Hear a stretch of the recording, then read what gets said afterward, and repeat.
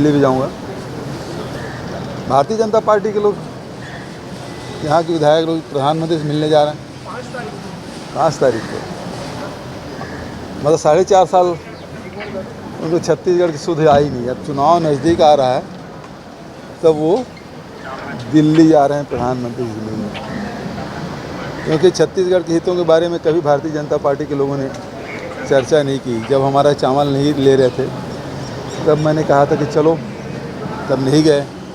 अब क्या वो 20 क्विंटल धान खरीदने का जो फैसला छत्तीसगढ़ सरकार ने किया है उसे कैसे रोकना है, इसलिए जा रहे हैं क्या? जो या फिर अभी सर्वे करा रहे हैं गरीब लोगों का आवास, जो जनगणना के कारण भारत सरकार ने जनगणना नहीं कराया, आर्थिक सर्वेक्षण नहीं कराया और उस कारण से वंचित जो लोग हैं उसको आवास मिले, इसके लिए जो सर्वे शुरू किए हैं 1 अप्रैल से, उसके विरोध में जा रहे हैं। या आरक्षण जो राज्यपाल के यहाँ राजभवन में अटका हुआ है उसे और कैसे रोका जा सकता है, इसी बारे में चर्चा करने जा रहे हैं। छत्तीसगढ़ के हितों के बारे में चर्चा करने तो नहीं जा रहे हैं। यदि गए होते तो बहुत सारे मुद्दे थे।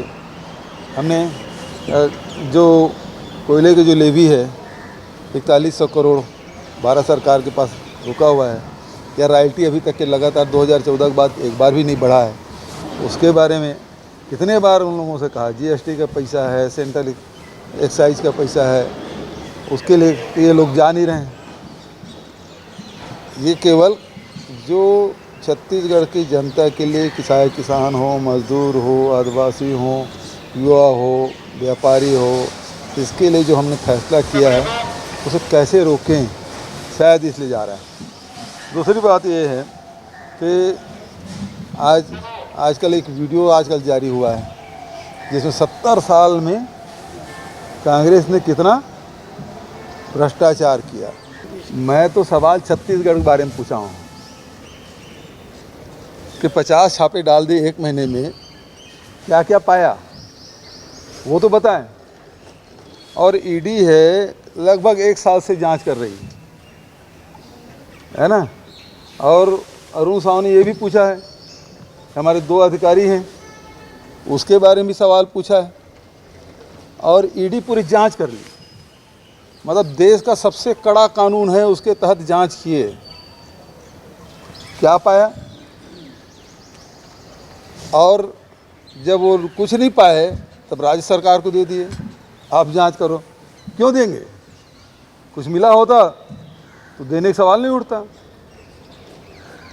दे दिए, हमने जांच का आदेश भी किया है।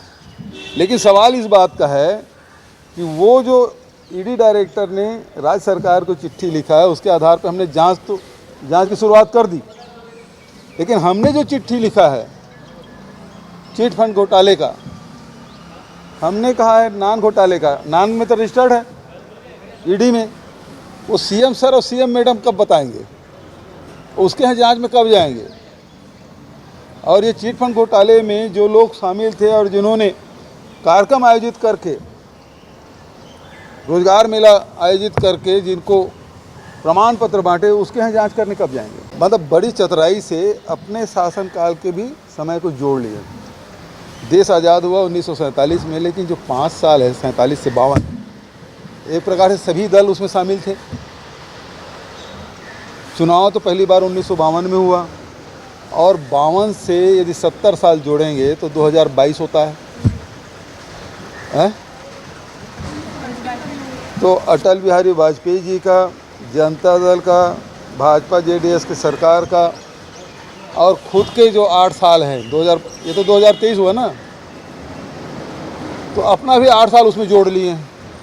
यदि 52 से यदि जोड़ें 70 साल तो 2022 होता है। तो ये 70 साल में मतलब अपने जो 21 साल के कार्यकाल है उसको भी वो लोग जोड़ लिए हैं। तो सब अपना हिसाब भी बता रहे हैं। बताना चाहिए कि अडानी का मामला क्या है, जो लेटेस्ट है। अडानी को पैसा गया तो गया कैसे, जो राहुल जी सवाल पूछ रहे हैं उसके बारे में उनको जवाब देना चाहिए। जो नहीं है वो इन सवालों को क्या जवाब देंगे? आज दुनिया में जवाहरलाल नेहरू जी नहीं हैं, शास्त्री जी नहीं हैं, इंदिरा जी नहीं हैं, राजीव जी नहीं हैं, नरसिम्हा राव जी नहीं हैं। और उनके शासनकाल की बात करें तो अटल जी भी नहीं हैं, चंद्रशेखर भी नहीं हैं, और बीपी सिंह भी नहीं है, कोई रायगा भी नहीं है। और एक जो आंतरिक जो सरकार बनती थी दिल्ली की, क्या नाम है बोल रहा हूँ, देवगौड़ा जी भी थी जी,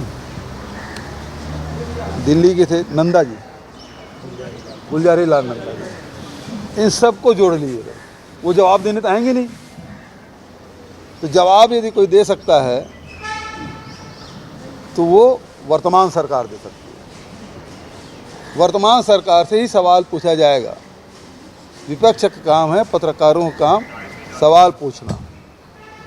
अब पत्रकार वार्ता तो लेते नहीं, तो सवाल पूछने का सवाल आपका बनता नहीं।